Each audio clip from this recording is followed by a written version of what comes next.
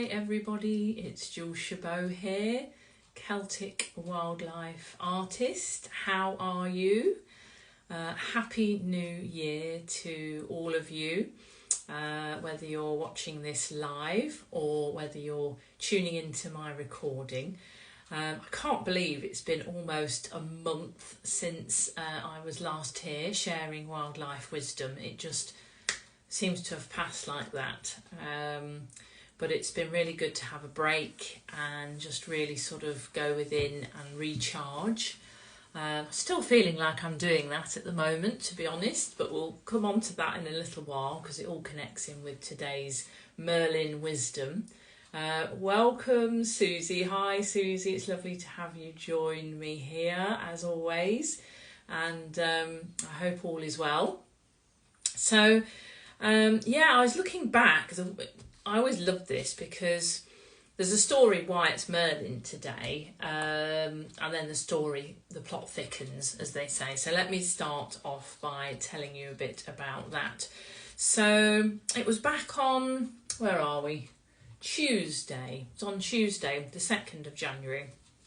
I popped into our little utility room on the side of our cottage to, I don't know, put something in the fridge, I think, or something like that, and looked out of the window, and lo and behold, we've got a wood store just outside in the side garden, and there's a fence behind it, and sitting on the fence was this stunning female Merlin.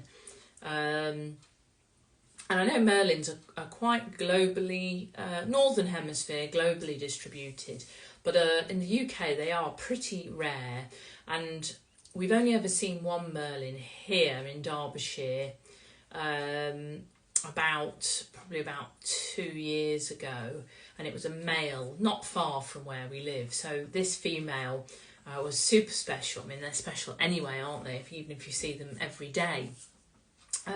And we just stood, and luckily David was close by, so I called him quietly and said, "Come in here quietly."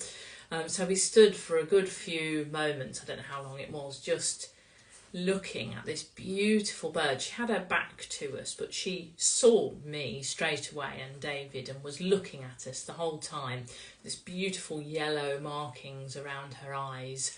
And they're such small, compact little falcons. They're not really much bigger than a large thrush, and yet you can see in their design and their structure, they're such beautiful raptors, falcons. And she moved around a little bit on the fence, and you could see her beautiful bright yellow talons. And of course we have a bird feeding station right next to this fence, and so we knew why she was sitting there. But of course all of the birds and the squirrels and the little ones that come to feed had all just disappeared, and there was nothing there, nothing was moving, it was totally still. So we held this this beautiful moment. And she then, as is usually the case, decided that that was enough, and we'd had the blessing of her energy for quite long enough. She lifted up her tail, did a big poop out the back, which was like, oh, okay, elimination. Maybe that's a message, which I'll come back to. And then she took off. And the thing with Merlins is they are very different to other falcons, which I'll come back to in the unfolding of the story. But she flew, and then she turned on a 2p piece, dropped down and flew across the garden, really close to the grass, and then swooped and turned, banked over the top of our compost heap and over into the next garden, our neighbour's garden. And that was our encounter, which was just amazing. And she was so beautiful. Her markings and just everything about her was stunning. So I knew that she was obviously calling to be here with us today. Hi everybody joining. Hi Nicola. Hi Helen. Lovely to have you here. So I knew that was who wanted to come and share her wisdom. But then when I got myself organised yesterday and thought, right, I need to put this up, I had a look in my weekly wildlife wisdom folder. I've got a big folder of all my notes that I take over goodness knows how long, well over a year now I've been doing this, I think, probably a bit longer than I realised. And right at the top of the pile, which was my last weekly wildlife wisdom, was Falcon. So I then realised that, of course, back at the beginning of December, I think it was the 1st of December, I think it was our last weekly wildlife wisdom, was peregrine falcon. And of course I hadn't remembered that, and I just thought, oh my goodness, isn't that amazing that we're obviously being called to hear and learn more from these beautiful beings. So that really, as I say, the plot thickened, really made me go, wow, what is it that we need to really pay attention to? So the first thing I thought of was how fascinating it is that they are both falcons, but they have very different ways of hunting. And I don't mean in the physical sense for us to hunt, but I mean in terms of the way we live our lives. So if you think about the peregrine falcon, they tend to fly way up high and they watch for their prey, usually pigeons and the like, beneath them, and then they drop, they plummet at like 125 miles an hour and then grab on from the back the pigeon and then dispatch them ready for their essential food. But the Merlin, so this is very much higher perspective from a metaphorical and spiritual perspective of considering what it means. So they come from on high and they see the big picture to pick out their prey, whereas the Merlin flies low and very fast and very, very agile, close to the ground. So really sort of no more than about half a metre, if probably less than that, more, about 30 centimetres maybe, 30 to 50 centimetres above their territory that they're flying over, and they're super fast and agile. So they're getting a much closer down to earth view of what's happening and who is showing up for them, because they will predate on small birds but also on small rodents, voles, shrews, mice as well as insects. So they have a much closer contact with the earth. And when I think about that in terms of our wisdom and development, I think about us being grounded and being very practical about what it is that we need to do and how we need to be agile. So I thought of that as being a really key difference, and yet a really important difference for us to think about in terms of where we are right now. Which then led me into the connection and the feeling of why she was there, which is about how we humans in the main have lost our connection to the seasons and the ebbs and flows of life. And the thing that, when I used to work in the corporate world, used to always really make me feel most awful was when you'd had some holiday, if you're fortunate enough over the holiday season to get some time off. And then the first day you're back, you're expected to be at 100%, full speed ahead, knowing exactly what you're doing and getting on with it just as you were in the middle of summer. And it always was so abrupt and so disturbing and so jarring to everything about me, and I don't know if you feel the same. Whereas with nature, first of all the seasons and the gradual change from more light to less light and then back to more light and then back to less light is much more gentle. And the period where there is less light, which is where we are in the northern hemisphere right now, is much more about being inward and drawing our energy inward and contemplating, reviewing what we've learned, what patterns we've exposed and experienced in the last year, further back 5 years, 10 years. What are we learning? And then also starting gradually to think about what do we want to bring into this year.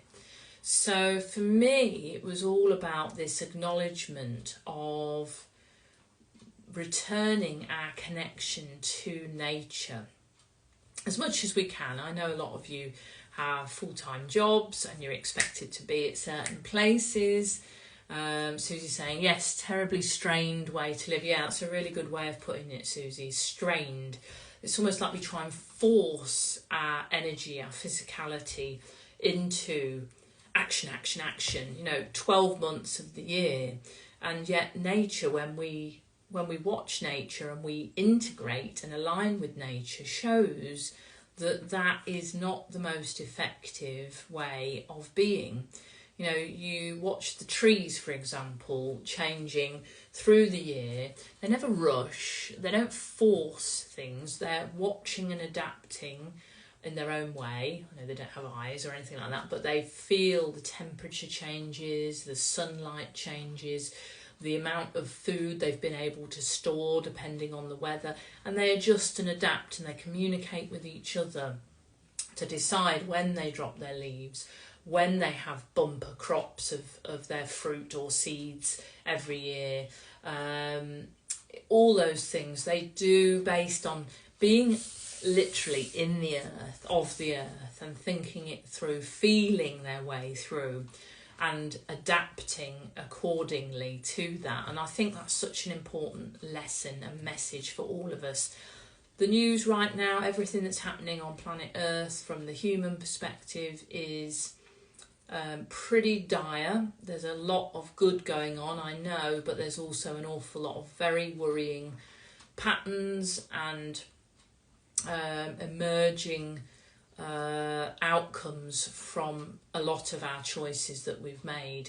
And so I think more than ever, if we can honour nature and us being an integral and an equal part of nature and seek to live more in balance with nature, I think we'll each make better choices, more wise and intuitive choices about what to stop doing, what to start doing, and what to develop and build and focus on. Because another thing with falcons is this really strong message of focus.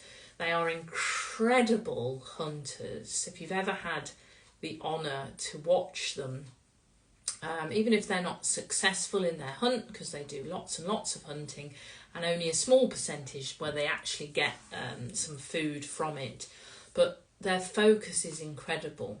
So for me it's this, nature is all about the paradigms, and it's all about paradoxes of being focused, but following a focus from your deep intuitive knowing, rather than logically trying to force a plan or making something happen in our lives, which can work to a degree, but it's not nearly as powerful as when we go inward and we really tune into our soul, our heart, our intuitive knowing. And that's what I feel both their messages were about for us. So really, really powerful things. Susie saying, unhealthy choices made by denying or in ignoring our good instincts, in my opinion. Yeah, absolutely. And a lot of it, we can be very conditioned into believing that we have to do things in a certain way. We're conditioned when we're children, we're young children especially. We're conditioned by what we see and we hear and we observe other people doing. And I think part of us coming back into our true self is learning what's real, what's true, what's not true, what things can be completely ignored, and which things maybe can be, partially paid attention to, but partially put in their place and in a relevant place for us, if that makes sense. And it's discerning that. And I think, again, the falcons are so brilliant at cutting through everything.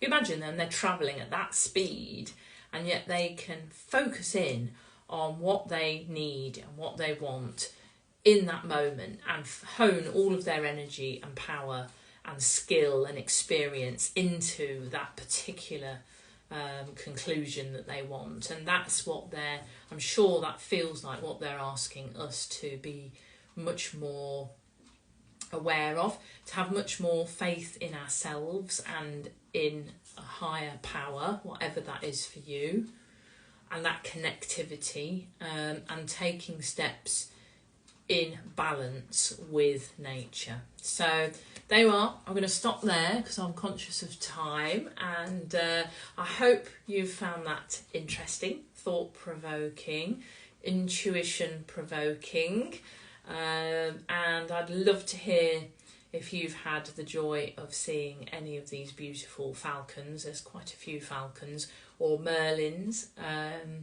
The females are a beautiful brown colour on their wings and their back, and they've got these beautiful barred tails, and they've got the yellow talons. The males are almost the same, but they've got grey, like a dark grey back. Absolutely beautiful. Oh, you're very welcome. Hi Dee. I think that's Dee, Creative Art Showcase. Hi Dee. It's lovely to have you here. You're very welcome, Helen. And yeah, it's lovely to have you back here and to be back. So all being well, I'll be back next Friday, which is the 12th. And I don't know who it is yet, but they always let themselves be known. So watch out for my reminder story and probably a reel to let you know who it's going to be and to give you a reminder to tune in. But have a good week. Let that soak in. Think about how that applies to you.